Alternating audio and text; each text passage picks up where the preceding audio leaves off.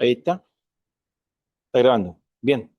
Buenas noches, hermanos que están por allá por el Zoom. Sean todos bienvenidos y también mis hermanos presenciales. Que el Señor les bendiga. Vamos a comenzar. Oramos. Padre, te damos gracias por sobre todas las cosas. Te damos gracias por Cristo, nuestro Señor, nuestro Salvador. Gracias por salir a nuestro encuentro, Padre Santo, y otorgarnos el perdón maravilloso de nuestros pecados, Señor. Padre, nos reunimos como tus hijos en esta tarde, noche, esperando, Señor, que tu palabra nos hable en esta tarde, que tu palabra nos podamos profundizar en ella y podamos aprender de ella. Padre, que también cualquier atisbo, Señor, de soberbia, de falta de humildad, trata con nosotros, Señor, para que seamos conscientes de lo que estamos haciendo. No queremos ser altaneros, queremos conocerte más y queremos que en ese conocimiento poder también saber vivir mejor, saber vivir como tú nos mandas, Señor. Padre Santo, bendice a cada uno de mis hermanos que están presentes, como también a mis hermanos que están allí en el Zoom, a través de las redes, de Santiago, distintos lugares de Chile. Te pedimos, Señor, que tú también les bendigas y que este tiempo sea un tiempo de crecimiento, un tiempo de madurar, de crecer, de profundizar en lo que nos gusta, Señor. Pedimos tu bendición en el nombre de Jesús, tu Hijo. Amén y amén.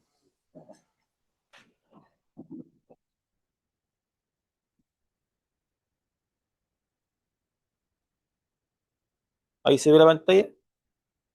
Bien, ya. Nos, nos fuimos. Bien, vamos a ver la mitad de la clase. Yo creo que vamos a ver lo que nos queda del capítulo 5 y vamos a ver algunos textos en referencia a lo que habíamos visto, habíamos conversado la semana pasada, que la idea es ver algunos pasajes donde se cree que dice que la salvación se pierde, pero no está hablando de salvación o pérdida de salvación. Así que estuvimos hablando la semana pasada, ¿cierto? Tomamos el capítulo 5, iniciamos el capítulo 5 e iniciamos, ¿cierto? Entendiendo de que, o más que nada, Pablo respondiendo una pregunta o una posible interrogante. Lo que hace Dios con respecto a la justificación, ¿libera al hombre del juicio venidero? Esa es la pregunta. O sea, ese es el argumento que Pablo necesita responder. ¿El hombre que es salvo, el hombre que es justificado, queda liberado al final del juicio o no queda liberado? Esa es la pregunta. Y Pablo responde, ¿cierto? Responde y presenta que dice que eso es imposible porque hay varios beneficios. Contamos 12 beneficios que se producen en la justificación y que realmente ninguno, y se veíamos incluso ninguno de esos beneficios lo hace el hombre. Todos esos beneficios los cumple el Señor. Todos los beneficios los cumple el Señor. Entonces, Pablo, del versículo 1 al versículo 11 de Romano, responde a eso. El hombre justificado, ¿cierto? Está tan seguro en su justificación, está tan firme en su justificación, que pasó de un veredicto a otro. O sea, pasó de un veredicto a otro. ¿Qué quiere decir? Estaba bajo un veredicto de condenación, ¿cierto? Y ahora pasó a un veredicto de libertad. Pasó un veredicto de vida eterna. Pasó un veredicto, ¿cierto?, de justificación. Un veredicto legal. El hombre ahora legalmente o judicialmente es declarado, ¿cierto?, justificado, recto.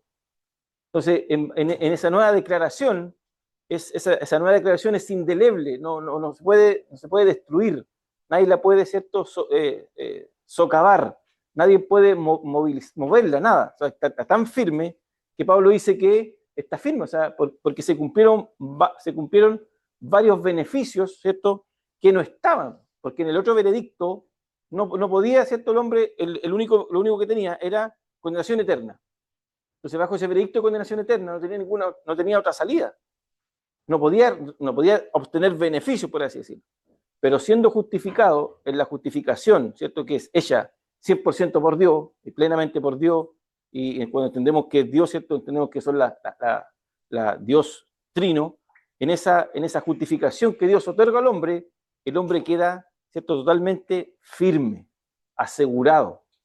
Y cierto que veíamos algunos de los, no todos, pero algunos de los beneficios, y el primero, que es el más importante, o el que más se nombra, es que Dios, ¿cierto?, con lo que Cristo hizo, se logró la pacificación. se logró una reconciliación. El hombre en el otro veredicto, ¿cierto? En el anterior veredicto estaba enemistado. En el anterior veredicto era un enemigo de Dios. Le había dado las espaldas a Dios. ¿Se recuerdan que Dios incluso en los versículos, en el capítulo 1, cuando estudiamos el capítulo 1, en el versículo, me parece, 24, 26 y 28, al punto de que ellos, dice que Dios como que le abrió, ¿cierto? Les bajó el cerco, ya, sigan, y los entregó, los dejó, ¿cierto? A su deleite, a sus deseos. Entonces ellos quedan dándole la espalda a Dios, enemigos de Dios. Entonces, por lo mismo, uno de los grandes beneficios que uno observa es que se produce una pacificación. Dios, ¿cierto? En la sangre de Cristo, satisfizo, ¿cierto? Se quedó satisfecho ¿cierto? De todo de esa ofrenda, y por lo mismo ahora puede tener paz con el justificado. Puede tener paz con el salvo. O sea, somos amigos después de ser enemigos. ¿Cierto? Algunos de los beneficios: se produce la reconciliación, estamos firmes en la gracia, ¿cierto? Lo estuvimos viendo, ¿cierto? Hay un cambio de terreno, ahora estamos firmes en la gracia, y a la vez somos guardados, ¿cierto? En Cristo durante nuestra vida. O sea, dice que nuestra vida está guardada en Él, dice Pablo. Dice que no solamente somos salvos de la ira, en el momento cuando se supone que vamos a llegar todo a un juicio, pero nosotros vamos a ser salvos de ese juicio. Pero dice Pablo, dice que no solamente seremos salvos en ese juicio, sino que también dice que seremos libertados en nuestra vida, en su vida. Así lo dice Pablo: seremos libertados, ¿cierto? En nuestra vida, o guardados en nuestra vida, pero en la vida de Cristo. Ahí estamos guardados. Y otro de los grandes beneficios maravillosos es que finalmente el hombre va a ser, o en este caso el ex pecador o el salvo, el justificado, va a recibir una glorificación. Va a ser, ¿cierto? Glorificado. Yo creo que todos entendemos eso, ¿cierto? ¿Qué significa glorificado? ¿Qué significa glorificación? ¿Alguien que se atreva? ¿Qué es lo que recibiremos? Porque dice, seremos glorificados. Cuerpo incorruptible, ¿cierto? Una glorificación. La misma glorificación de Cristo. La palabra es una doxología, ¿cierto? La palabra tiende a un sentido de recibir gloria. No, ¿cierto? No tiene que ver con eso, sino que la glorificación tiene que ver con, ¿cierto? Es como recibir un premio, ¿cierto? Y que todos lo adoren, una cosa así. Pero más que nada se refiere, ¿cierto? A entender de que vamos a ser revestidos de un nuevo cuerpo. Entonces, todo eso, dice Pablo, haciendo un pequeño resumen de los versículos que vimos, todo eso, ¿cierto? Incluso en los grandes beneficios que vemos, es que independiente que el hombre siendo enemigo, un adversario, Dios mostró su amor. O sea, Dios muestra su amor, ¿cierto? Aún siendo enemigos, aún siendo adversarios, Dios muestra su amor, dice, y derrama su amor en nuestros corazones. O sea, hay un derramamiento de parte de Dios, que él se demuestra, se expresa, dice, y ¿cierto? Derrama todo su amor en nuestros corazones, y lo hace por medio del Espíritu Santo. Entonces, el Espíritu Santo, ¿cierto? Viene a ser, aunque no lo dice directamente el texto acá, pero Pablo usa otros textos que usa en la epístola, y tiene que ver con, posiblemente Pablo está hablando del bautismo, Pablo está hablando, ¿cierto? De ese ¿cómo se llama? De ese revestimiento espiritual, ¿cierto? Que viene el Espíritu y lo sella al hombre, ¿cierto? Y lo coloca como un sello de garantía. Y eso es lo que veíamos, que en realidad, a grandes rasgos, lo que nosotros vemos es que el ahora justificado está tan guardado, está tan asegurado en Cristo, porque toda la obra la hace, ¿cierto? La perfecta voluntad del Padre, juntamente con Cristo y el Espíritu Santo. El salvo está tan guardado que el salvo finalmente es una nueva criatura, es un nuevo ser. Ya no es, ¿cierto? Ese ser que estaba, ¿cierto? En un proceso, o mejor dicho, en una degradación dentro de, ¿cierto? De esa naturaleza degradada, esa naturaleza perversa, esa naturaleza de rebelión. Ahora este nuevo justificado está, ¿cierto? Es una nueva criatura, un nuevo ser. Entonces ya no está, el veredicto que estaba sobre él ya no está. Salió, ¿cierto? Le fue quitado ese veredicto. Porque, ¿cierto? Por la obra que hace Cristo, ahora, ¿cierto? El nuevo veredicto es vida eterna.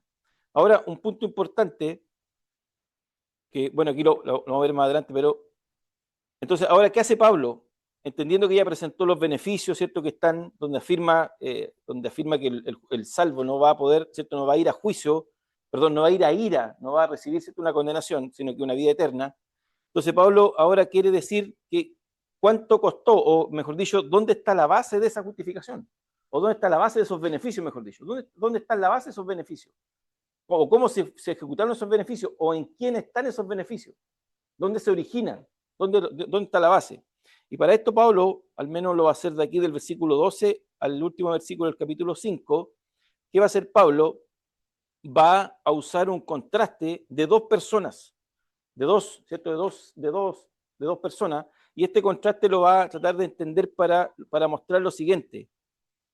El antes y el después, por así decirlo, ¿cierto? O en quién estábamos nosotros relacionados y en quién estamos relacionados ahora.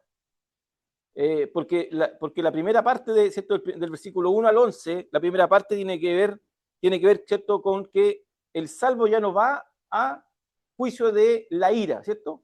El salvo ya no va a ira, el salvo es librado de la ira. Entonces, Pablo tiene que decir, entonces, como el salvo es librado de la ira, Pablo tiene que decir que, ¿por qué libra de la ira? Porque está ligado, ¿cierto? Está ligado a otro, ¿cierto? Está ligado no al Adán que trajo la condenación, o donde está el veredicto de muerte, sino que está ahora ligado en Cristo, o unido a Cristo. Por eso que hace este contraste, por eso que usa Adán, va a usar a Adán y va a usar a Cristo, para decir, mire, en el antiguo, o sea, bajo el veredicto de condenación, todos por ser pecadores están unidos a Adán. Están unidos a Adán. Entonces, como están unidos a Adán, la única veredicto que está sobre Adán es condenación eterna. Pero ahora, ¿cierto? Como ya se les dijo que ustedes gozan de los beneficios, voy a sacarme la chaqueta. Como ustedes gozan de los beneficios redentores, ahora están unidos a Cristo. Y eso es lo que va a explicar por qué están unidos a Cristo. Eso es lo que se va a dedicar ahora, se va a dedicar Pablo a explicar o a argumentar. Y hay una pregunta que nace de esto, que es interesante, que es, ¿qué fue? Porque nosotros, hermanos, nosotros entendemos, quiero que pensemos un poquito, mira. ¿Qué fue? Retrotraigo. Nosotros entendemos que Cristo hizo una obra, ¿cierto? O sea, la obra fue muerte, ¿cierto? Resurrección ¿cierto? Se presentó un sacrificio. Hemos estado hablando de, ¿cierto? Que fue una redención, nos compró, ¿cierto? Nos expió y fue la propiciación, ¿cierto? Eso lo entendemos. Pero, ¿qué fue? O sea, ¿qué fue lo que Dios vio o qué es lo que Dios exigía que Cristo cumplió? Que el hombre no podía, ¿cierto? Nosotros estudiamos la naturaleza del hombre y el hombre no podía, ¿cierto? No podía, porque su naturaleza se lo impedía, estaba incapacitado.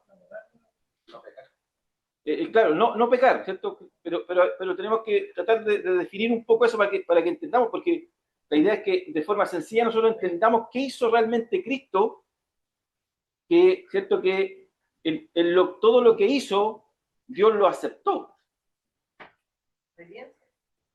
Por ahí va. En la antigüedad, cuando se hacía el sacrificio, que el animal debía ser un animal, también parece que la palabra, también, o sea, un animal íntegro.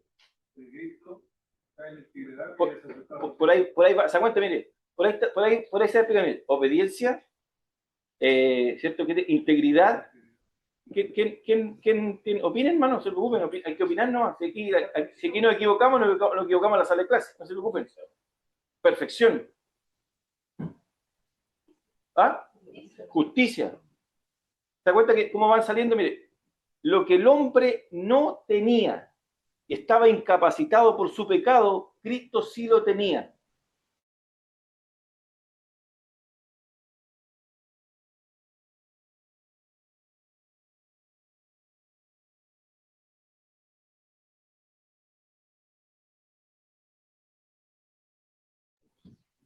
Por eso que... ¿Ah?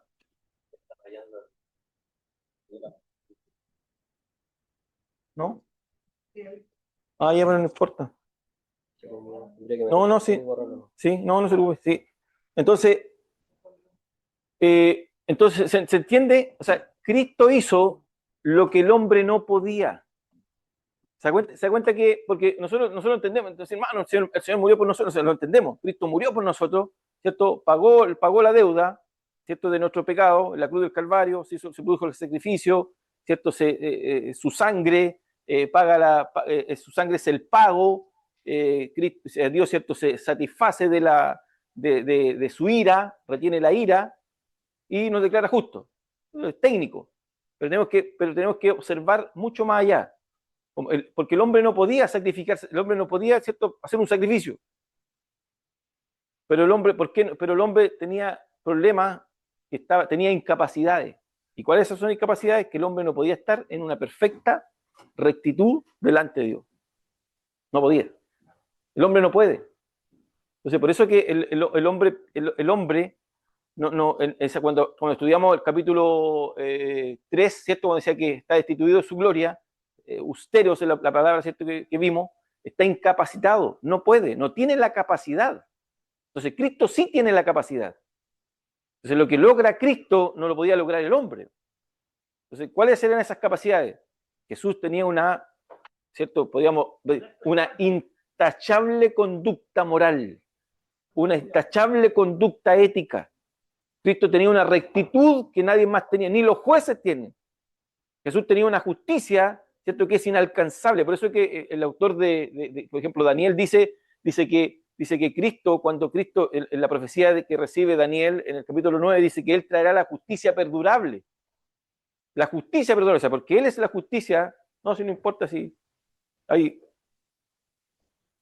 ¿cierto? Él traerá la justicia perdurable. Entonces, Él es la rectitud, Él es la perfección, Él es el hombre, ¿cierto?, impecable, que se presenta, ¿cierto?, porque se presenta, ¿cierto?, no solamente en sacrificio, sino que es como persona, como hombre, como representando la humanidad. ¿Y por qué les digo esto? Porque Pablo va a colocarnos o a posicionarnos, o tenemos que ver en quién estamos posicionados ahora. Pablo va a decir, como diciendo la pregunta, ¿ustedes en quiénes o a quiénes se adhieren ustedes? Como preguntándose a la audiencia de Roma, ¿a quién se adhieren ustedes? ¿Ustedes se adhieren a Adán? ¿Están adheridos a Adán? ¿Cierto? Una persona que desobedeció, que perdió su rectitud, o están, ¿cierto?, adheridos a Cristo, porque en Cristo, ¿cierto?, Él cumplió la perfección, todos los estándares que Dios exigía. ¿Se entiende?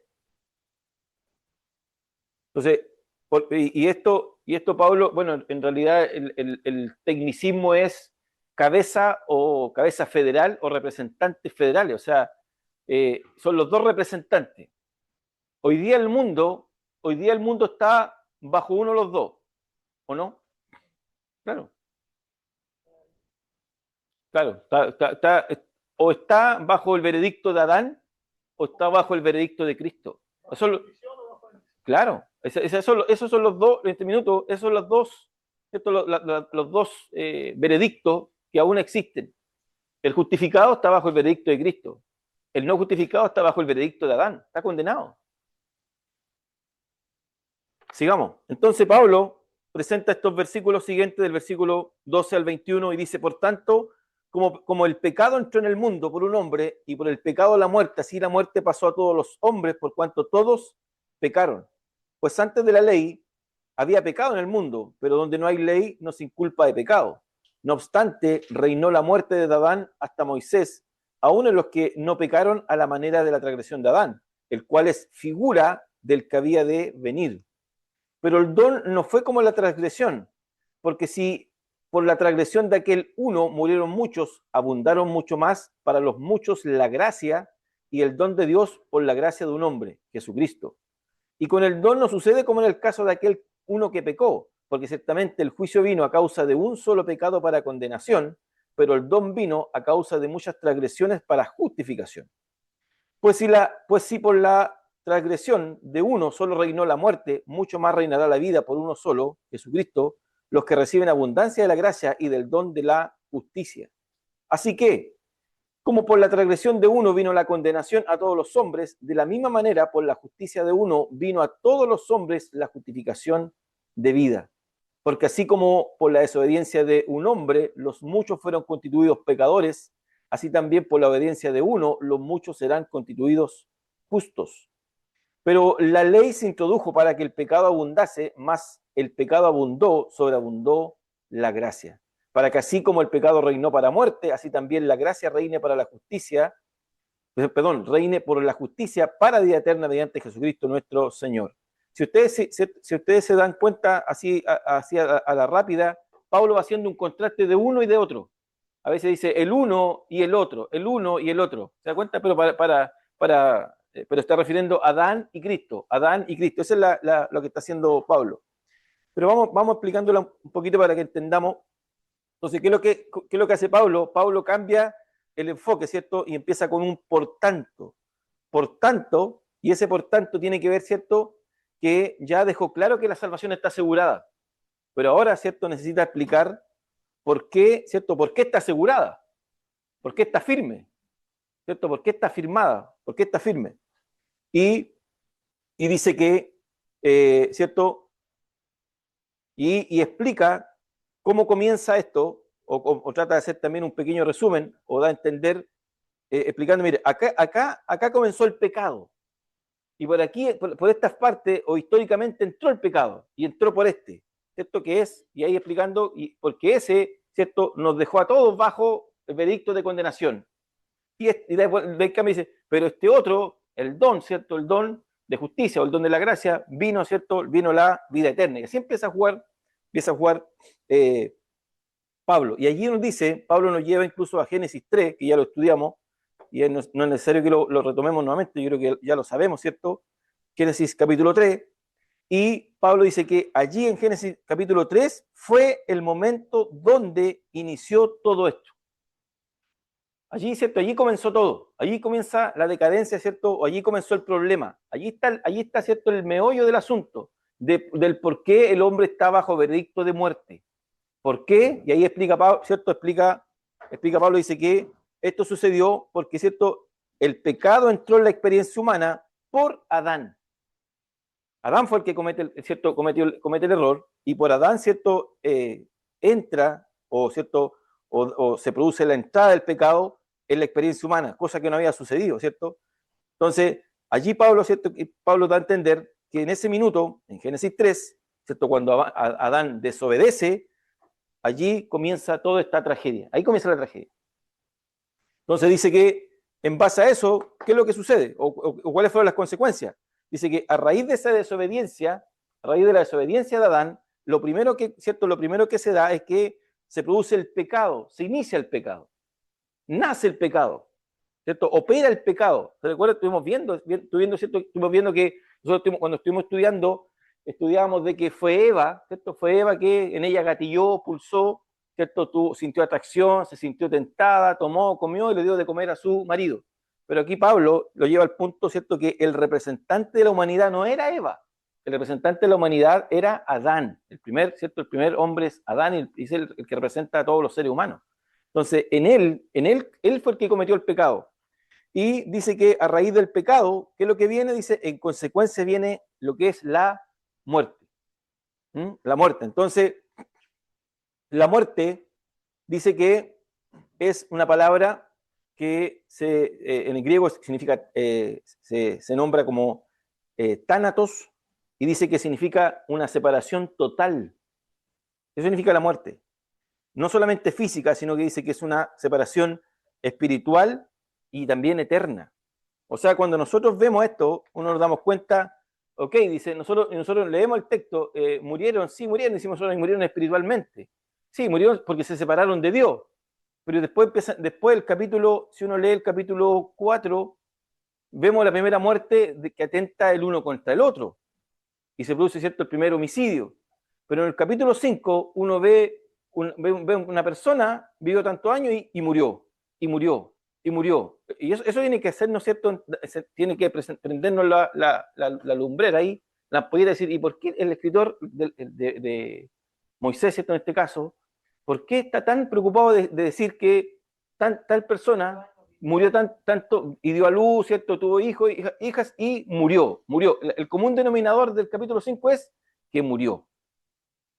¿Por qué? Porque la muerte no solamente significó la separación de la relación de Dios con los hombres, sino también la muerte física del hombre. El hombre pierde esa vida, esa eternidad la pierde y muere. Entonces cuando el Señor le dice, polvo, ¿cierto? Polvo eres y al polvo volverás, era obvio que volvería a la tierra, ¿cierto? Volvía una metáfora, iba a morir. O sea, no solamente tener una muerte espiritual, sino también una muerte física. Lo peor de todo es que una muerte es una muerte eterna. Entonces, cuando uno ve las consecuencias, no solamente fue una muerte espiritual, fue una muerte física. Por eso los hombres empezaron a morir. Por eso el capítulo 5 habla de muerte. Por eso habla de muerte, el capítulo 5 de Génesis. El pecado cobró. Entonces, ¿qué quiere decir eso? Entonces, Adán era el representante, ¿cierto? Nuestro representante, y como desobedeció ese pecado, ¿cierto? En ese pecado incluso nacemos todos y pecamos todos, y la muerte tiene su derecho. Tiene su derecho, porque todos, por eso todos vamos al cajón, como se puede decir. O sea, todos vamos ¿cierto? Vamos ahí y todos le tenemos, aunque digamos no le tenemos miedo a la muerte, el que está más cerca de la muerte, el que más no quiere morir. Entonces, lo peor de todo, hermano, que ahí Pablo en el capítulo 5 da a entender de que la muerte reinó. Cuando dice la muerte reinó, quiere decir de que como cierto pecado, el hombre peca, desobedece, en consecuencia viene el pecado y a raíz de eso viene la muerte, no solamente la muerte espiritual, sino física y eterna, y dice que la muerte tiene un derecho legal sobre los hombres. Es como que, mire, como que la muerte fuera una persona, como este ser que anda de negro, ¿cierto? Claro, ¿cierto? Una cosa así, o sea, lo da a entender como que la muerte fuera un personaje, eso se llama personificación, ¿cierto? Dentro de la hermenéutica. Entonces, como que la muerte fuera una persona que reclama por derecho legal a todo el hombre. Me pertenecen. Entonces Pablo dice que, por la desobediencia al pecado, por el pecado la muerte, y reinó la muerte, dice Pablo. ¿Algo que decir?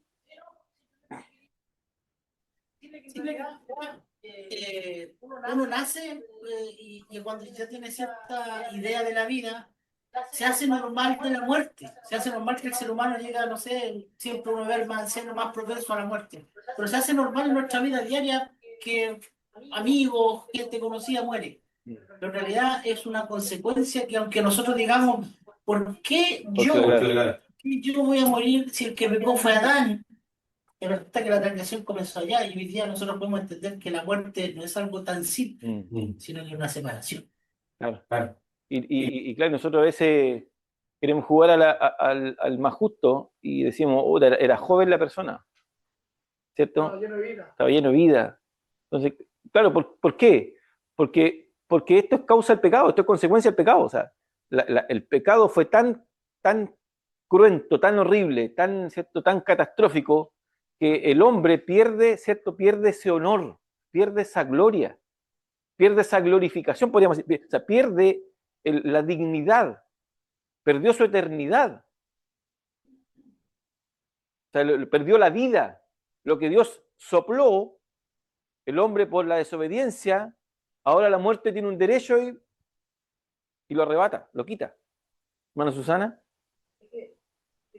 Una consulta en cuanto a Enoch, porque ahí no aparece que él muere, pues dice que desaparece. Ya la vimos No, es que me refiero a que a lo mejor puede ser como dando que anduvo con Dios, para que uno sepa que andando con Dios uno hay dos posibles teorías.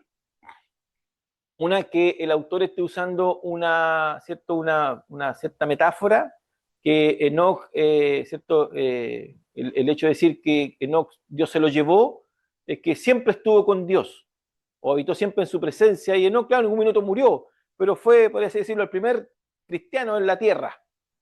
Una posición. Y la otra posición es que el autor sea literal y que el Señor no vio la muerte, no experimentó la muerte.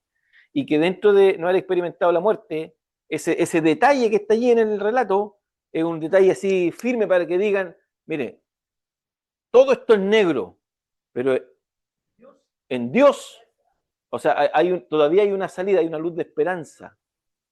Hay una luz de esperanza. O sea, independiente que el autor está diciendo vivió y murió, el que está con Dios vive para siempre. Entonces tenemos que tener esa apertura de mente, es decir, posiblemente las dos posiciones, hay que ser honesto, las dos posiciones pueden tener razón. Suena coherente. Pero lo lindo de eso es que esa línea del capítulo 5, si usted se da cuenta de qué línea es, de los setitas.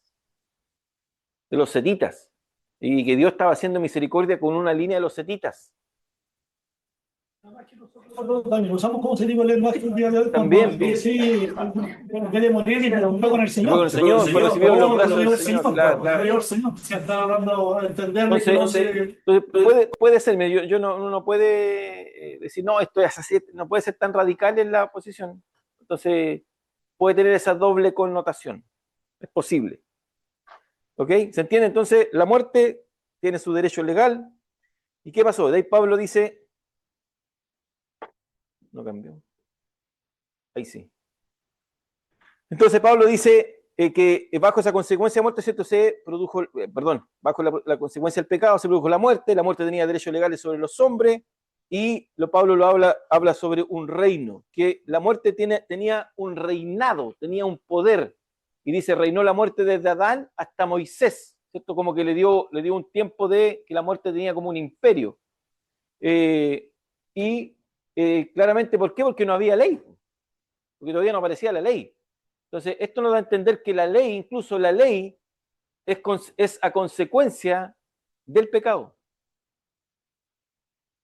No sé si se entiende. O sea, lo que Pablo está diciendo que desde Adán, ¿cierto? Por la consecuencia de Adán, la desobediencia de Adán, pecado, a raíz del pecado la muerte, y la muerte tomó un imperio, pero ese imperio como que duró desde Adán hasta Moisés, porque después viene la ley. Entonces, si yo le trato de entender el texto, lo que Pablo me está diciendo es que la ley vino incluso en favor y por el pecado. La ley vino. Ese era el propósito. Viene por el propósito ¿cierto? Del pecado mismo. Como resultado del pecado aparece la ley. O sea, en cierto modo, cuando uno la lee bien y entiende bien, por ejemplo, después del Romanos 7, o también cuando lee el tema del ayo, uno entiende y dice, o sea, la ley vino a ser un beneficio para el hombre. Era un beneficio. Aunque lamentablemente no cumplió el objetivo, pero era un beneficio para dar a entender de que el hombre estaba en pecado y que el hombre estaba faltando a Dios y que necesitaba, ¿cierto?, con urgencia la misericordia de Dios, porque el hombre estaba falto, no era recto, no era justo, o sea, su naturaleza estaba caída. Entonces la ley le alumbraba el corazón, o en este caso le decía quién era. Le decía, mire, tú eres Marcelo, tú eres esto, tú eres este otro. O sea, la ley tenía un principio sobre el hombre, o sea, vino a ser un beneficio a causa del problema. O sea, vemos una instancia de parte de Dios que Dios, ¿cierto?, está otorgando una solución al problema, ya está mostrando una solución al problema. Desde Adán hasta Moisés, la causa de su muerte o la causa de su pecado fue su... Para poder buscarlo era su conciencia, porque Pablo no está descartando que ellos quedaron como diciendo, hermano, pero es que, mire, Pablo dice que de Adán hasta Moisés no hubo ley, entonces ellos están libres. No. Su conciencia, ¿cierto?, era su propia ley, pero la ley, cuando aparece la ley en el Sinaí, ¿cierto?, Éxodo 20, viene a ser finalmente un beneficio al hombre, porque el hombre estaba en la condición en que está, no se conocía, tenía problemas de conciencia nomás. Viene incluso a colocar, este es el estándar que Dios exige, este es el estándar santo que Dios está exigiendo. Entonces, es interesante ver cómo Pablo va apuntando, porque después de la ley aparecen también los ritos, no solamente la ley, sino que también la forma, el rito para poder presentarse delante de Dios como corresponde, para obtener perdón. El problema es que ese beneficio se transformó en un problema. En una escopeta como de 10 cañones. Es como, una escopeta que los pies. Claro, porque en realidad el beneficio, el problema, mire, el problema no está en el beneficio. El beneficio no falló. Ahí se entiende por qué era una nodriza. Claro, la ley era tomarlo de la mano al hombre, era guiarlo a Cristo, era llevarlo a los pies de Cristo, era apuntarlo hacia el Mesías, hacia las promesas de salvación que tú tienes que cumplir. El problema, hermano, que la ley no era mala, la ley venía a ser un beneficio al hombre. El problema, ¿cuál cree usted que fue el problema? La imperfección del hombre. La ley era muy perfecta y el hombre era imperfecto, entonces no se puede conciliar uno con otro. No podía conciliar. Entonces incluso Pablo después dice, yo conocí la ley y conocí el pecado. Dice, yo conocí la ley y entendí que yo era pecador. Pero él mismo la defiende, dice, pero la ley es santa, perfecta, o sea, hay una pureza en ella. Es perfecta la ley. Claro. Al verla, ¿cierto? Como un espejo, ve las imperfecciones que uno tiene. Que es, no matarás, y el Señor le coloca el estándar más alto, es decir, si tan solo ya lo hiciste en tu mente, o te dicen necio fato, ya lo eres considerado como un homicida. Entonces ya estamos hablando de la imperfección del hombre. Claro. Entonces Pablo está diciendo, ¿cierto?, que entre Adán y Moisés reinó la muerte. La muerte tenía un imperio, reinaba, pero después viene la ley, ¿cierto?, a relevar ese imperio, pero finalmente la ley también termina siendo, ¿cierto?, teniendo una sumisión sobre el hombre, porque el hombre quiere tratar de cumplir esa ley y no puede por su imperfección. Entonces, y la ley, en realidad, ¿qué es lo que viene? Viene a condenar, lamentablemente lo condena, porque como es el hombre es imperfecto, termina condenado, y termina condenado a muerte. Si eso dice Pablo, luego dice, o sea, la ley me condenó y me mató, dice Pablo. Entonces, viene como por ahí dice un hermano dice que viene y la ley le viene a poner nombre al pecado, viene a evidenciar el pecado al hombre. Viene como ser el espejo donde el hombre se ve realmente quién es, se observa. Entonces, y en esto Pablo resalta muy bien, ¿cierto?, que hay dos figuras, o hay dos personas, ¿cierto?, que nos representan. Por un lado está Dios, Cristo, y por otro lado está Adán. Y a él le llama, ¿cierto?, lo llama como representantes federales. Adán nos representa por la desobediencia. Cristo nos representa, ¿cierto?, por la obediencia. Dice que Adán y la desobediencia de Adán, por la única desobediencia de Adán, dice Pablo, la única desobediencia de Adán, una sola. No dice mucha desobediencia, una sola. Por esa única desobediencia dice que el pecado, ¿cierto?, afectó a todos nosotros. Ahí está el famoso concepto que después se pelea años después, siglos después, el famoso concepto de pecado original, San Agustín de Hipona, el pecado original del hombre. El hombre nace con ese pecado, el hombre nace, vive y experimenta ese pecado. Pero antes que termine leo, antes que se me vaya la idea, y se me fue. Ese es el problema, que después se sigue discutiendo. ¿Por qué? Porque San Agustín coloca las bases del problema humano, de la naturaleza humana. Él explica, ¿cierto? Explica a Pablo. Y por lo mismo después se produce esta disputa. No, es que mire, ¿sabe qué? Cayó Adán, pero no fue tan afectado Adán. Y ahí empieza la problemática. Bueno, entonces, ¿fue afectado o no fue afectado? Porque Pablo dice que por un solo pecado afectó a toda la raza humana. Y todos pecamos en Adán. O sea, yo también estaba comiendo, entre comillas, ¿cierto?, dándole la espalda a Dios, teniendo esa relación con Dios en el Edén. Yo también le estoy dando la espalda a Dios en el Edén. Entonces, por lo mismo, yo creo que el autor, o Pablo, saca ese misterio cuando dice, el autor de Génesis también estaba escribiendo sobre nosotros. Entonces, si uno ve, por ejemplo, Adán conocía a Dios de forma personal, ¿cierto?, tenía una relación con Dios, pero lamentablemente, ¿cierto?, ahí vemos la desobediencia. El Señor le dice, de todos los árboles que están en el huerto comerás, pero más de este no comerás, ¿cierto?, porque el día que comieres, dice, moriréis. Eso lo sabía Adán, pero lamentablemente, ¿cierto?, desobedece una sola vez. Un poco lo que decía David antes, cuando hay personas que dicen que quieren desembarcarse de Adán, o sea, dicen, ¿por qué? Si Adán pecó, ¿por qué tengo que cargar yo con la culpa de Adán? Entonces, es fácil para decirle a ellos, entonces, si quieres desembarcarte de Adán, no quieres que el pecado de Adán vaya o que te afecte, entonces cumple lo que dice la ley.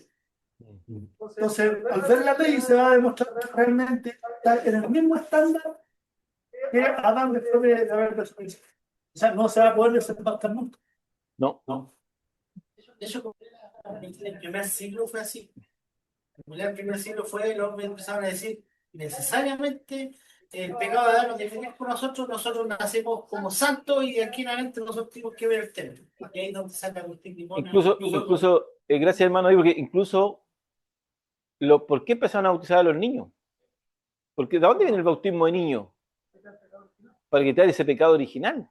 La Iglesia Católica, en ese tiempo cuando ya estaba el catolicismo romano, la iglesia había sido absorbida, por cierto, por Roma. Ya la iglesia dejó de ser la iglesia perseguida, sino que fue la iglesia oficial del imperio. Empezaron a bautizar a los niños porque dentro de la discusión estaban que todos veníamos con el pecado original. Y de ahí viene el bautismo de niños. Claro. Para poder ser parte de la salvación, si no te sabes, claro. Todos los pecados, donde fueran, morados. Lamentablemente, hasta el día de hoy sigue la práctica. Entonces, ¿qué hace Pablo? Dice que este Adán realmente, y aquí hace algo pero tremendo. Pablo dice, pero Adán finalmente en ese pecado, ¿cierto? En esa desobediencia que hizo, pero Adán era un tipo de Cristo, ¿cierto?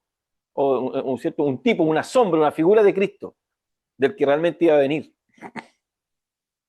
Y dice que todo esto tiene que ver con que, ya apuntando de que ese que desobedeció, iba a venir uno que iba a obedecer. Ese que infringió, que transgredió, que se rebeló, en algún minuto de la historia iba a venir uno que iba a cumplir, ¿cierto?, el estándar que Adán no cumple. Entonces nosotros, ahí donde nosotros hacemos analogía, que a lo mejor tienen que ser también coherentes. Por ejemplo, Adán, dentro de Adán, porque todos vemos un Edén, ¿cierto?, un paraíso. Adán tenía todo a su favor, tenía todo, ¿cierto?, vivía en una forma muy placentera, desobedece. Cristo, siendo tentado, y la tentación de él, más o menos, la analogía muy directa, Adán por medio de una serpiente representando a Satanás, acá a Cristo, ¿cierto?, en Mateo, representado en Satanás mismo, ¿cierto? Y tiene la misma instancia, sucede la misma historia, por así decirlo, un paralelo muy, muy, muy directo, muy conectado. Pero el Señor sin ningún placer, podríamos decir, no tenía las mejores circunstancias, estaba en el desierto 40 días y vence la tentación. Ese es el Adán que tenía que venir, o el verdadero antitipo de Adán. Increíble que en el huerto le dice que para comer del fruto iba a ser igual a Dios. Pero a Cristo le dice, si eres hijo de Dios. Si eres hijo de Dios. Entonces, ¿qué es lo que vemos? Adán es figura de Cristo, o Adán es tipo de Cristo. Nosotros lo estudiamos, ¿cierto? Tipo y antitipo, sombra y figura. Entonces, Adán finalmente en esa caída ya había una representación ¿cierto?, una figura que vendría en algún minuto, vendría algo mayor, mejor, ¿cierto?, para poder subsanar aquello del error que se había cometido. Entonces, ahí Pablo incluso dice, por Adán dice que era sombra y figura, que representa la humanidad caída, en consecuencia viene, ¿cierto?, la muerte, y lo dijimos, la muerte tiene un derecho, después aparece la ley, pero dice que en algún minuto vendría el famoso, o vendría el don divino, o el don a los hombres, Y Pablo, ¿cierto?, introduce aquí una palabra que es el famoso don. Y esta palabra don aparece de dos formas, aparece como charis o como dorea en el griego. Entonces, y estas dos palabras la usa Pablo y dice que en el error, en la transgresión de Adán, ¿cierto? Dios muestra, cuando usa la palabra don, quiere decir, pero Dios muestra su favor. A eso apunta. ¿Cierto? Adán cae, Adán transgrede, desobedece, pero en esa, ¿cierto? Como viene el que tenía que venir, que es Cristo, viene Cristo, en esa venida de Cristo Dios muestra su favor para con los hombres, muestra el don. La palabra don es favor, ¿cierto? Es algo inmerecido. Entonces, Cristo finalmente es el don, o el don mayor, es el favor inmerecido hacia los hombres. O sea, se da cuenta que por eso que lo que Pablo está tratando de dar a entender acá, está diciendo, mire, Dios mostró el favor en Cristo, o Dios hizo lo que Dios hizo en Cristo, la salvación, o sea, la base de toda la justificación está en lo que Dios hizo en Cristo. No sé si se entiende. La base de todos los beneficios redentores, la base de la justificación está asegurada por lo que Dios hizo en Cristo, porque mostró su favor en Cristo. Por Adán, estamos todos bajo veredicto de muerte. Pero Dios muestra su favor, muestra su gracia por medio de Cristo. Y como lo hace Dios, ¿cierto? Y Cristo, como le hablamos delante, cumplió con todos los estándares, o sea, la salvación está firme. Imposible de inmovible. Entonces, dice que, entonces Pablo está diciendo, mire, lo que hace Adán, comparado con lo que hace Cristo, hay una diferencia gigante. No es lo mismo. No es lo mismo, porque Adán, ¿cierto? En Adán se degrada el ser humano. En Cristo se vivifica el ser humano. En Adán muere el ser humano. En Cristo tiene vida eterna el ser humano. En Adán, ¿cierto? Hay desobediencia. En Cristo hay obediencia, rectitud y justicia. En Adán, ¿cierto? Por consecuencia viene la muerte, ¿cierto? Y el veredicto de condenación eterna. Por Cristo se quita ese veredicto. No hay condenación por lo que está en Cristo Jesús. Y hay vida eterna. ¿Se da cuenta que por eso que Pablo está hablando, por eso que el don es mayor, el don es mejor? El don, ¿cierto? Tiene mayor fuerza, tiene mayor alcance, podríamos decir, tiene mayor poder, tiene mayor dignidad. Entonces, Pablo está diciendo que lo que produjo uno y que fue rotundo y trajo miseria para todos los seres humanos, lo que produce el otro que había de venir, no tiene parangón. O sea, no hay como, no tiene, o sea, es algo que puede decirse, es incomprensible, inigualable, no tiene, ¿cierto? No tiene límite. No hay nada que lo pueda, ¿cierto? Lo pueda sobrepasar a lo que hace. Y como decía, la palabra don, Pablo la usa de dos formas. Usa la palabra de don como un carisma, y también lo usa como usa la palabra dorea. Ambos significan lo mismo. En el español dice don de gracia y el otro dice don de salvación. Pero en las dos partes aparece don. La palabra don. Si ustedes la leen, van a leer el don. Pero en el griego dice caris y dice dorea. Ahora, ¿por qué la diferencia? ¿Por qué la diferencia? Porque tenemos que entender tenemos que ver la diferencia. Porque una tiene que ver con, mire, uno tiene que ver con, a ver, el caris es el caris tiene que ver con la capacidad que ofrece el Espíritu Santo y capacita a la iglesia de los salvos. Ese es el caris, es un don de gracia. Pero la operación del don, de la salvación, también es don. ¿Se entiende? ¿No? Mire, aquí Pablo está diciendo, para que se entienda mejor, mire, Pablo está diciendo, en la justificación del ser humano, o en la justificación del hombre, Dios, ¿cierto?, participa del Espíritu Santo, otorgando el carisma, ¿cierto?, la capacitación del Espíritu Santo, o el poder del Espíritu Santo, y a la vez la salvación del hombre. O sea, Dios está entregando, como dice, el regalo completo, la cajita feliz completa. O sea, todo el poder de Dios está operando en el salvo. ¿Se entiende, hermana Sucia, eso no? Un poco difícil. Con los dones que están en el hombre, como aparece el libro Corintios. Claro. Toda la estructura de los carismas que tienen. Y Dorea tiene que ver más que nada con la La salvación. salvación misma. La salvación misma es, cuando usa la palabra Dorea, la salvación misma. Cuando aparece la palabra solamente caris, tiene que ver con don de gracia. O sea, lo que está diciendo, lo que trata de decir Pablo es que en lo que Dios hizo en Cristo, mostró su carisma y mostró su salvación. Mostró el carisma de Dios. Dios no solamente entrega la salvación, sino también capacita al hombre. Lo deja capacitado. ¿Por qué? Ojo, porque el hombre estaba incapacitado. Entonces, los dos son favor inmerecido, los dos son favor inmerecido, pero Pablo está diciendo que Pablo está usando ambos términos para referirse que lo que Dios hizo por medio de Cristo y que opera, ¿cierto? Que opera en nosotros, operó tanto el caris como el dorea. O sea, operó el Espíritu Santo y operó el don de salvación. O sea, ambos beneficios vienen al hombre. En Argentina la palabra don está puesta 2 veces. Sí, pues está vuelta 2 veces. Pero en el griego la segunda es dorea. El dorea o el dorón. Pero en el primero es caris. Carisma la primera y la segunda. Claro, ahora, ¿por qué Pablo usa este lenguaje técnico? Porque hay que entender a Pablo. Pablo es Pablo. Entonces Pablo dice, lo que quiere decir Pablo dice, el salvo, ¿cierto? Para que entendamos un poco lo que Dios, lo que da firmeza a la salvación, lo que le da firmeza al justificado, en lo que Dios fue lo que Dios tiene base en lo que Dios operó en Cristo. En esa operación en Cristo, ¿cierto? Viene la salvación y viene la capacitación del Espíritu Santo.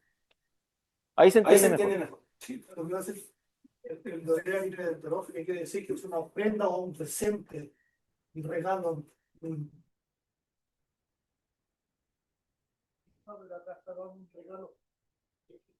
Claro.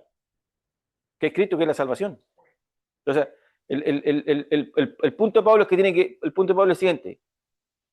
El hombre justificado, ¿cierto? La justificación que recibe el hombre tiene que ver, ¿cierto?, con lo que Dios, cómo Dios opera. Dios operó, ¿cierto? Operó de la siguiente manera. Dios regaló, o sea, nos benefició lo que no teníamos, nos dio algo que no merecíamos. ¿Y qué es lo que no merecíamos? ¿Cierto? La capacidad que no teníamos.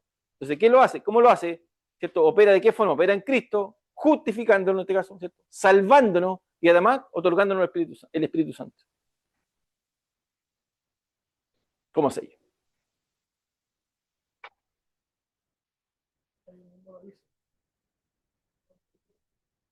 ¿Se entiende, no? O sea, ¿se entiende? O sea, lo que hace Dios por medio de Cristo, hermano, es inigualable. Eso es lo que quiere que Pablo, eso es lo que la audiencia de Pablo, o sea, lo que Pablo quiere que su audiencia entienda. Lo que Dios hizo, o sea, lo que Adán no hizo, Cristo lo hizo, pero Dios operó de una forma tan maravillosa que el salvo está pero afiatado, asegurado en su justificación o en su salvación, porque fue Dios quien lo hizo en Cristo. Y Dios, o sea, todo don, podríamos decir, todo, ¿cierto? Lo que operó no fue el hombre, fue Dios. Dios opera en esa justificación. Dios opera. Entonces, ¿de qué forma opera? Opera con sus favores inmerecidos. Y dentro de esos favores inmerecidos, ¿cierto? El Espíritu Santo, la capacitación que el hombre no tiene. Y el don de salvación que el hombre no podía obtener tampoco.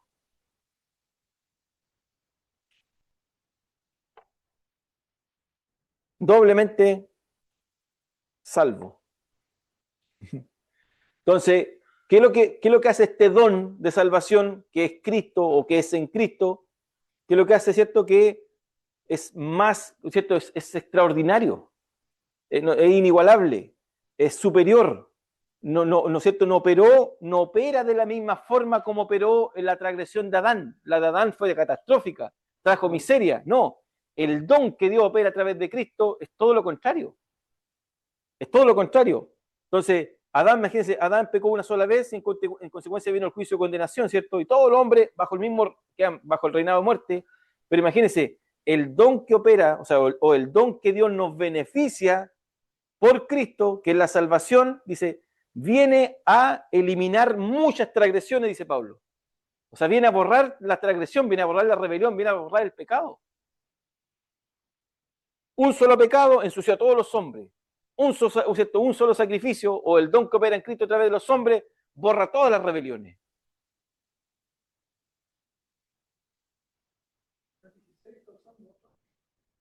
Sí, sí. Entonces, y Pablo dice que viene Adán, peca, reina la muerte, o el dominio, o sea, la muerte tiene un cierto dominio, pero dice, aparece Cristo, y Cristo dice, por un solo sacrificio, dice, aparece el reino de la vida, o el reino de la gracia. O sea, si nosotros hacemos una cronología, Adán, pecado, ¿cierto? Desobediencia, pecado, consecuencia, la muerte, reina la muerte, aparece la ley, ¿cierto? El hombre queda bajo la ley, aparece Cristo, y ¿en qué posición estaríamos entonces? Estaríamos bajo el reinado de Cristo. Estamos bajo el reinado de Cristo. No nos reina la muerte. No, o sea, por eso que Pablo está hablando de una iglesia en Roma y que le está diciendo el reinado de Adán, o sea, el veredicto de Adán ya no existe, el reinado de la muerte ya no existe, el reinado de la ley ya no existe, el que reina es Cristo. Ahora reina la vida. El único sacrificio que hizo borró las rebeliones y se instala un nuevo reino, un nuevo dominio, un nuevo imperio.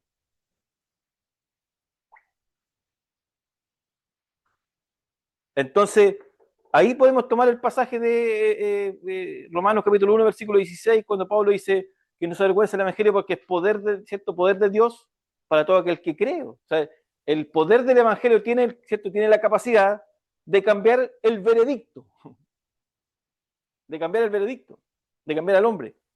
Y ese veredicto es cambiarlo de ¿qué? De muerte a vida.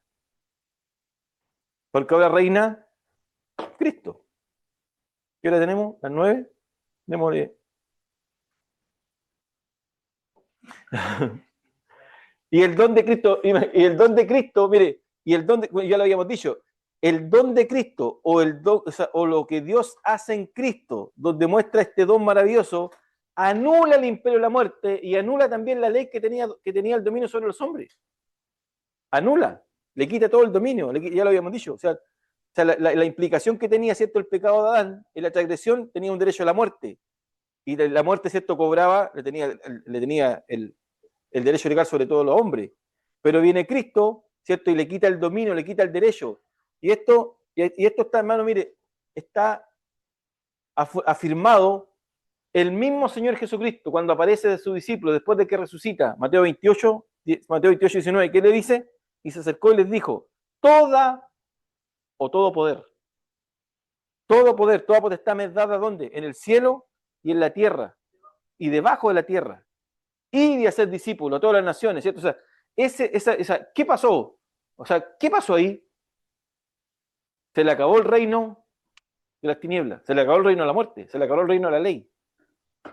Entonces, argumentando el punto de Pablo, o sea, de esta forma o de esta manera, entendiendo esto, el justificado está seguro.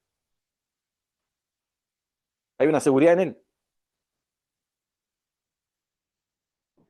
Entonces, por Cristo recibimos la abundancia también de la gracia y de la salvación. O sea, la operación que hace Dios en Cristo es inviolable, no tiene, ¿cierto? Nadie se puede igualar. Entonces, Pablo dice, es por Cristo, ¿cierto? No dice el apóstol, que los salvos reciben una abundancia de la gracia y el don de salvación. O sea, hay abundante gracia en cada salvo. O sea, hay favor inmerecido en cada salvo. Opera un favor, o sea, el salvo está revestido de gracia, el salvo está guardado de gracia. Entonces por Cristo, ¿cierto? Y nadie más que por Cristo, ¿cierto?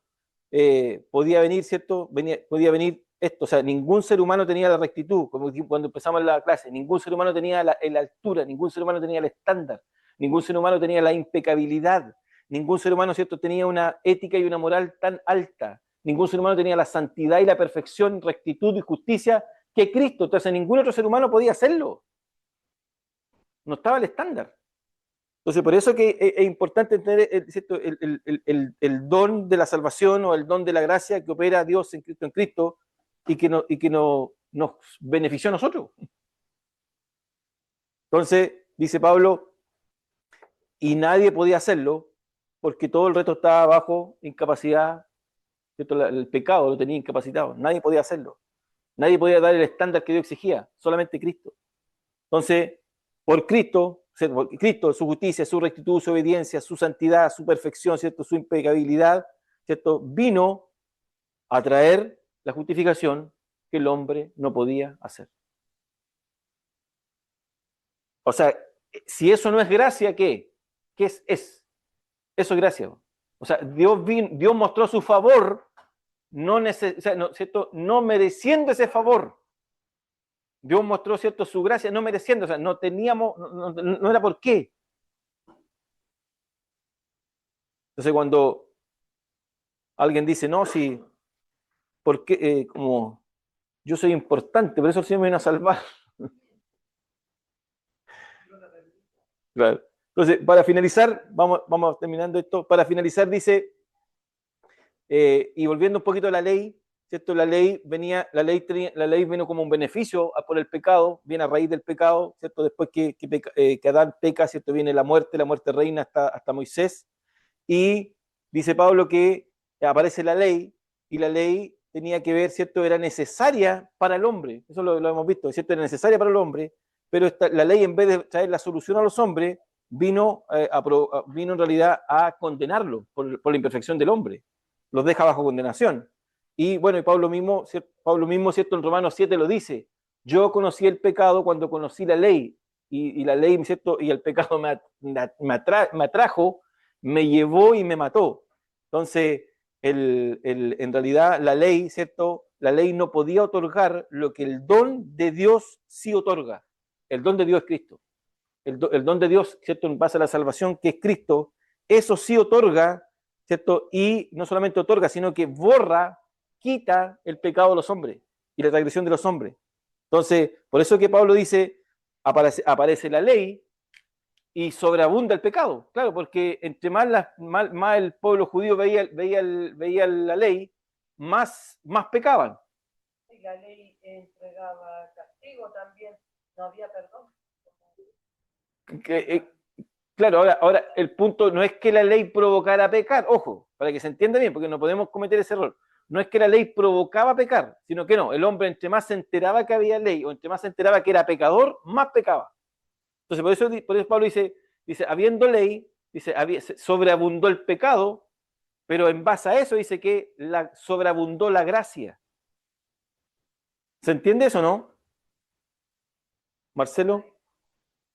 O sea, la ley manifestaba la condición del ser humano, entonces el ser humano brotaba más pecado, el hombre pecaba porque, ¿cierto? Porque tenía una ley que le estaba mostrando quién era.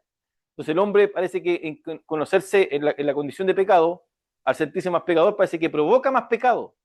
Eso es lo que está diciendo Pablo. Entonces hay una abundancia de pecado. Pero el don o la gracia de Dios, independiente de ver en la condición que está el hombre, dice que Dios muestra su gracia o sobreabunda su gracia para traer la solución a ese problema. Bueno, la aplicación que se hace hoy en día no está una población y está muy mala la cosa, muy mala. Bueno, dice donde abunda el pecado, o sea, abunda el pecado, sobreabunda la gracia. En realidad, al aplicar la ley, estamos haciendo eso. Incluso estamos fomentando el pecado. Estamos hablando muy mal de lo que en realidad aquí la Escritura está diciendo. Pablo, primero que nada, para que se entienda, Pablo no está fomentando el pecado. Pablo está describiendo la condición en la que se encontraba el hombre en el periodo de la ley. Ya dijo, ¿cierto?, que en el periodo entre Adán y Moisés reinaba la muerte, pero la ley venía a ser ahora un beneficio, otorgarle un beneficio, pero en vez de otorgarle un beneficio por la imperfección del hombre, el hombre queda como pecado y queda acusado de pecado, pero el hombre comete más pecado. En el periodo de la ley, dice Pablo, sobreabundó el pecado, pero el don se manifiesta para, ¿cierto?, sobreabundar la gracia, que no tiene nada que ver. Una vez dijo un hombre que que la rentó un lugar donde era una discoteca, ¿ya? Para formarle una iglesia. Y dijo, donde abundó el pecado, sobreabunda la gracia ahora. Entonces, no tiene Pablo está diciendo ahora, Pablo nos está diciendo, miren, no está fomentando que la gente peque, todo lo contrario, no. O sea, no es un abrir de puerta, no es abrir la puerta al pecado para que la gente peque, no. No es que la gente decirle, mire, no se preocupe usted, mire, usted peque nomás porque como la gracia es sobreabundante, no hay problema, el Señor cubre multitud de pecados. No, eso es, por favor, fuera de nosotros. No. Pablo nunca lo va a empujar a eso. Pablo está haciendo una comparación que mientras estaba la ley, sobreabundó el pecado, pero aún en esa condición, como haciendo así, mire, haciendo así, Dios mostró su favor. Eso está diciendo Pablo. Dios mostró su favor, independiente de que el pueblo, lejos de mí, pero aún así lejos de mí, o sea, en el periodo de la ley, Dios mostró su gracia. O sea, lo que Pablo está apuntando es que el don es mayor. Y el don es mayor y el don es mejor. Porque incluso Dios, no estando obligado, ¿cierto? No siendo obligado a eso, no era necesario. Pero ya lo vimos, ¿cierto? Demuestra su amor para con nosotros, entregando a Cristo Jesús para morir por todos nosotros. De hecho, ese tipo de enseñanza de Pablo, de cierta manera, una mala pasada. Tuvo que hacer defensa en contra de aquello. Donde cuando él dice sobre el tema de que le están diciendo pequemos nomás, fumamos, ¿no? Pequemos nomás. Como algunos dicen. Unos dicen, tengo que defender porque esto es una locura. Sí. Claro, claro, en el capítulo 1, ¿dónde? En el capítulo 1, capítulo 2, me parece, cuando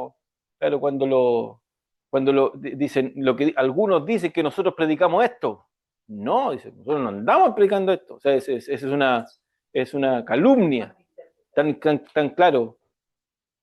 Entonces, ¿qué es lo que y Pablo está diciendo ahora? Que claro, se terminó el imperio de la muerte, se terminó el imperio de la ley, ahora, dice Pablo, ahora operó el don de Dios en Cristo. ¿Qué tenemos? Ahora dice el reino de la vida eterna. O sea, antes reinó la muerte, antes reinó el pecado, antes reinó el acierto de la ley, pero ahora reina Cristo. Eso es lo que está diciendo Pablo. Ahora reina Cristo. O sea, ¿por qué? Porque Dios operó el don, ¿cierto? Dios manifestó el don de la salvación en Cristo. Entonces, lo que opera es Cristo.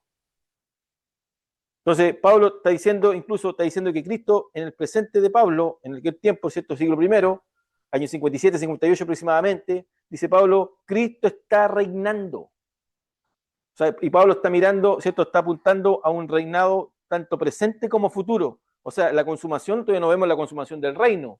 ¿Cierto? Nosotros la consumación del reino todavía no es visible, no es palpable, pero Cristo ya está reinando, ¿o no? Claro, y estás claro, y por eso yo coloqué lo que dice Esteban. Dice Esteban, lleno del Espíritu Santo, después de dar la cátedra de los fariseos, dice, puesto los ojos en el cielo, dice que vio la gloria de Dios, vio la gloria de Dios.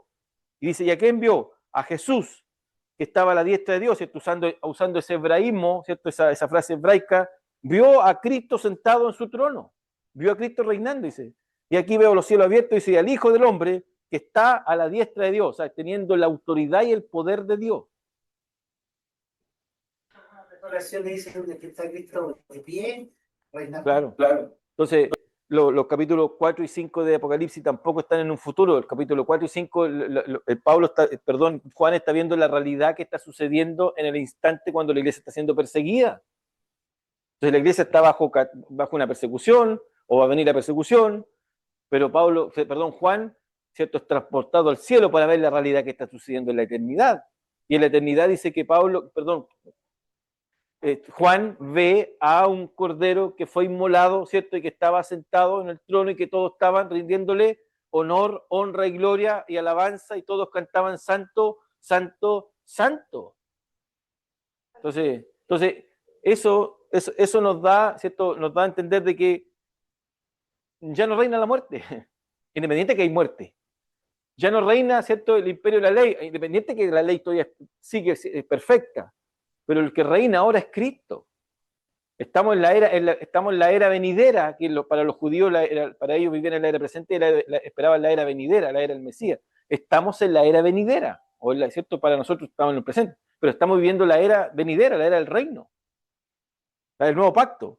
Y terminamos con esto, para después ver algunos textos de la seguridad y salvación. Mire, en conclusión, mire, todo lo que, ¿por qué la justificación está asegurada? Por todo lo que hizo Cristo. ¿Qué hizo Cristo? Cristo es el don, Cristo es el carisma de Dios, Cristo es la salvación de Dios en nosotros. Cristo es, ¿cierto? Cristo murió por muchos pecados. Cristo es el que trae la justicia de Dios. Cristo es el que muestra la gracia de Dios. Cristo es el que trae, mire, con lo que más la palabra es, trae el reino de la vida. Trae la justificación a los hombres. Por su obediencia somos justos.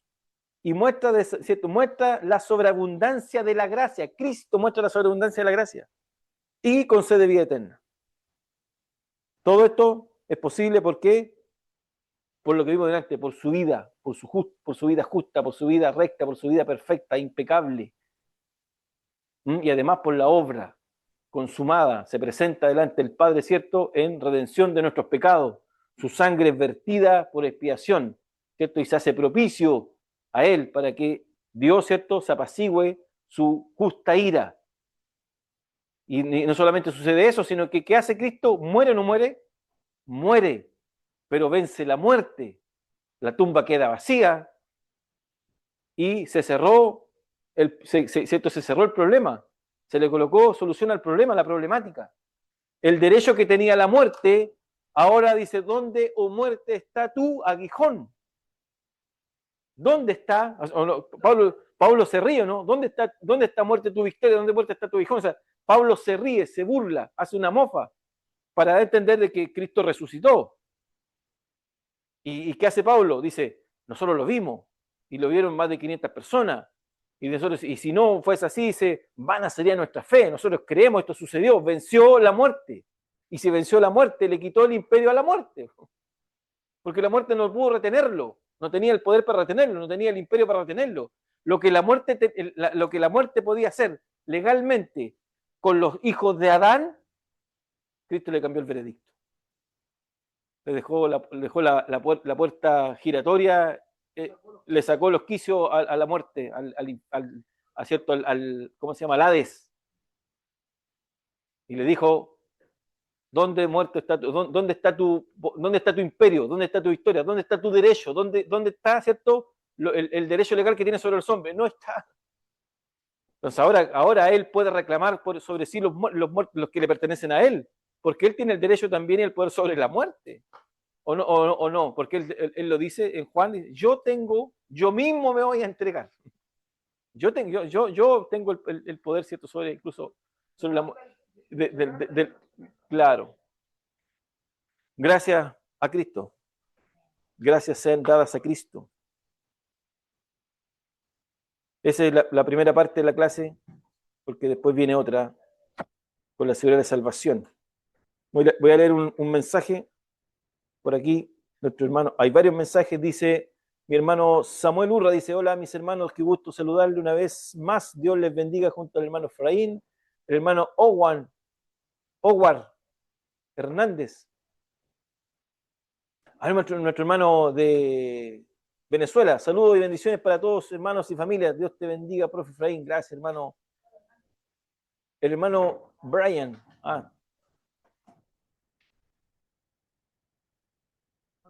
ahí está. Saludos a todos los hermanos de la clase. Pregunta, dice el hermano Luis, dice, ¿cuál fue la necesidad de Dios de crear un sistema de hombres con inicio, introducción y pecado, plan de salvación y final? Dios en su infinita misericordia sabe por qué. Los secretos de él. Ahí no. ¿Cuáles son los motivos? Sí. Bien, vamos a hacer un pequeño break, hermanos, como de 10 a 15 minutos y continuamos con la clase.